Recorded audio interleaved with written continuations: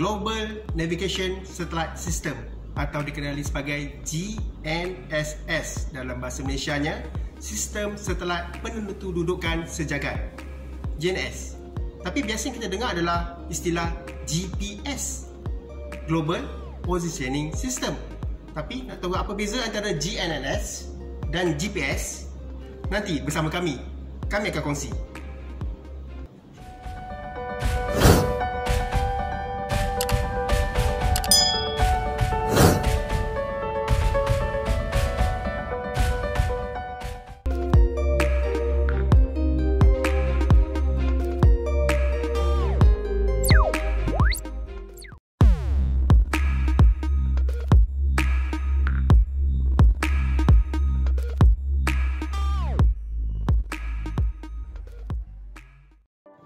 Sebelum kita mendalami apa itu GNSS, salah satu komponen utama yang perlu kita ketahui adalah satelit.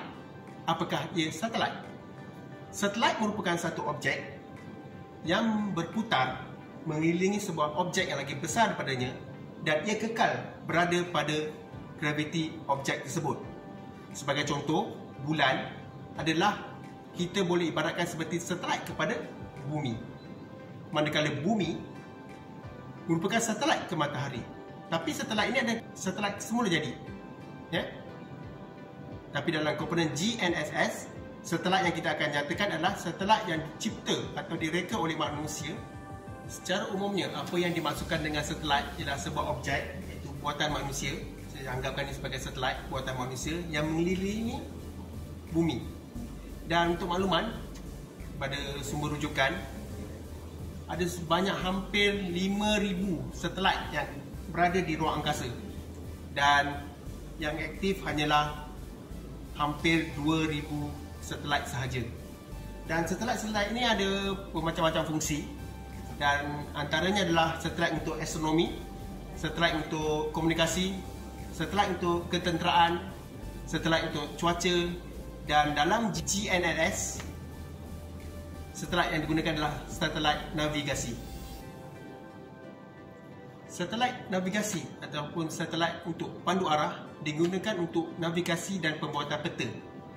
Isyarat masa radio membolehkan pengguna mengetahui kedudukan mereka dengan tepat melalui sistem GNSS. Baiklah, saya cerita pasal jarak satelit.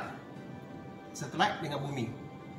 Lebih kurang jauhnya adalah paling minima adalah dalam 200 km dan paling maksimum boleh mencecah hingga 40,000 km. Dan ia mengikut peranan ataupun fungsi satelit itu sendiri. Baiklah, istilah GNSS itu adalah istilah bagi sistem penentu dudukan dan tapi kebiasaannya orang awam ataupun kita sendiri akan memanggil dia sebagai GPS. Dan apa beza antara GNSS dan GPS? Dua benda yang berbeza, di mana GPS adalah sebuah ataupun jenama bagi satelit penentu dudukan yang dikeluarkan oleh negara Amerika Syarikat. Manakala sistem penentu dudukan itulah sendiri yang dikenali sebagai GNSS. Selain GPS yang dikeluarkan oleh Amerika Syarikat, negara-negara tertentu juga ada mengeluarkan satelit mereka sendiri. Baiklah, kita kongsi bersama satelit-satelit dalam GNSS. GPS dibangunkan oleh Amerika Syarikat dan ia mempunyai sebanyak 31 buah satelit. Dan GPS dahulunya dikenali sebagai nama rasminya iaitu Navistar untuk kegunaan ketenteraan. Dan satelit-satelit ini berada dalam ketinggian lebih kurang 20,000 kilometer daripada bumi. Dan masa yang diambil untuk mengelilingi bumi iaitu 11 jam dan bersamaan 2 kali sehari ia mengelilingi bumi satelit ini. Dan satelit seterusnya adalah Galileo yang dibangunkan oleh negara-negara Kesatuan Eropah dan ia mempunyai 26 buah satelit dan altitude ketinggian dia iaitu 23,000 km dan masa diambil untuk orbit bumi mengelilingi bumi adalah 14 jam. Manakala China mempunyai satelit GNSS yang terbanyak setakat ini iaitu dikenali sebagai Beidou iaitu 44 satelit. Manakala altitudenya iaitu 21,000 km dan mengambil masa 12 jam. Manakala GLONASS yang dibangunkan oleh negara Rusia mempunyai 23 satelit, mempunyai ketinggian 19,000 km dan masanya lebih kurang 11 jam juga, sama seperti GPS.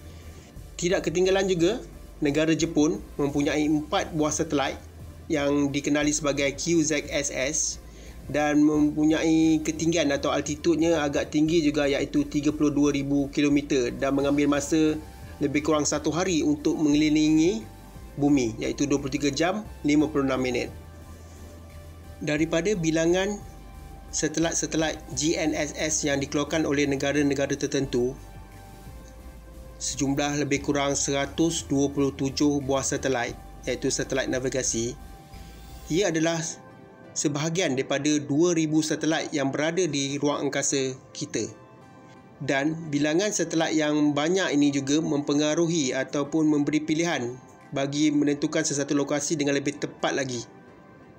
Untuk mengetahui status satelit-satelit GNSS, kita boleh merujuk laman web berkenaan. Contohnya laman web daripada GLONASS ini, ia memaparkan satelit-satelit mereka, bilangan yang sedang beroperasi berapa, yang sedang dalam maintenance berapa dan simpanan berapa. Itu semua dipaparkan dalam laman web berkenaan. Dan laman web ini juga agak menarik kerana ia juga memaparkan status bagi satelit BeiDou dan juga satelit GPS.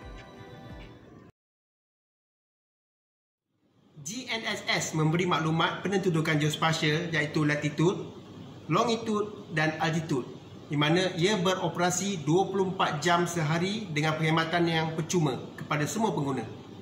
Itulah kelebihan GNSS.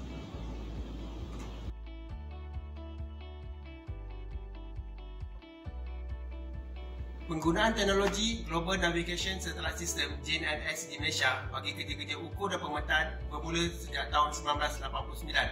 Sehingga kini, pelbagai kaedah dan teknologi pengukuran GNSS telah digunakan sesuai dengan kehendak dan tujuan semasa pengukuran itu dijalankan. Dalam GNSS, terdapat 3 segmen untuk ia berfungsi. Yang pertama adalah segmen bagi angkasa, segmen pengguna dan segmen pusat kawalan. Saya akan terangkan satu persatu segmen-segmen berkenaan. Segmen angkasa terdiri daripada beberapa bilangan satelit dan satelit tersebut akan menghantar isyarat GNSS kepada pengguna. Pengguna pula terdiri daripada pengguna awam dan juga pengguna dalam bidang ketenteraan. Manakala pusat kawalan, ia berfungsi dalam menerima maklumat orbit dan jam satelit dari stesen kawalan dan akan membuat pembetulan sekiranya perlu dan akan memancar kembali signal ataupun isyarat ke sistem satelit. Bagaimana pula GNSS berfungsi? Secara umumnya, sesuatu lokasi atau penentudukan dapat diketahui dengan cepat dan tepat dengan adanya sistem GNSS. Tetapi, bagaimana ia berfungsi? Baiklah, GNSS menggunakan konsep triliterasi. Dan apa yang dimaksudkan dengan konsep ini adalah ia merupakan satu proses untuk menentukan sesuatu kedudukan yang absolut atau relatif bagi sesuatu titik atau lokasi dengan kaedah pengiraan jarak. Pengiraan jarak dari satelit ke penerima GNSS dapat diketahui melalui konsep ini. Sekurang-kurangnya, untuk mengetahui sesuatu jarak ataupun kedudukan 3 dimensi, kita memerlukan sekurang-kurangnya 3 satelit. Dan satelit terakhir, ukuran keempat, adalah untuk pembetulan kepada clock errors dan akhir sekali penentu kedudukan dan masa bagi titik lokasi dapat diketahui. Contoh bagi konsep literasi ini adalah seperti berikut, di mana 3 satelit yang kita ketahui kedudukannya, setiap satelit akan memancarkan signal kepada penerima. Baiklah, di antara jarak D1, D2 dan D3 akan bertindih di satu titik lokasi yang sama. Untuk mengetahui jarak, formula berikut digunakan, iaitu jarak sama dengan halaju didarabkan dengan masa. Isyarat bagi GNSS, ia bergerak dalam bentuk kelajuan cahaya. Isyarat signal GNSS adalah menggunakan kod phase ranging dan carrier phase ranging. Di sini, satelit akan menghantar mesej ataupun signal melalui isyarat radio melalui gelombang. Isyarat signal biasanya digunakan adalah L1 dan L2. Sistem GNSS banyak digunakan dalam kehidupan seharian kita, terutamanya bagi navigasi peribadi. Perasan atau tidak, setiap gadget ataupun telefon kita ni mempunyai sistem GNSS-nya tersendiri atau dikenali sebagai location. Selain daripada bidang ukur dan pemetaan, banyak lagi kegunaan GNSS dalam industri kita, contohnya penerbangan, telekomunikasi, offshore, rekreasi, kapal, pengangkutan perjalanan dan sebagainya.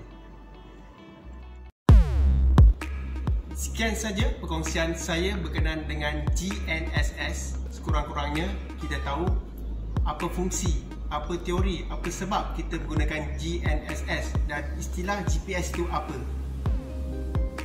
Mohon maaf daripada saya jika ada salah dan silap. Sekian daripada saya. Sekian, terima kasih.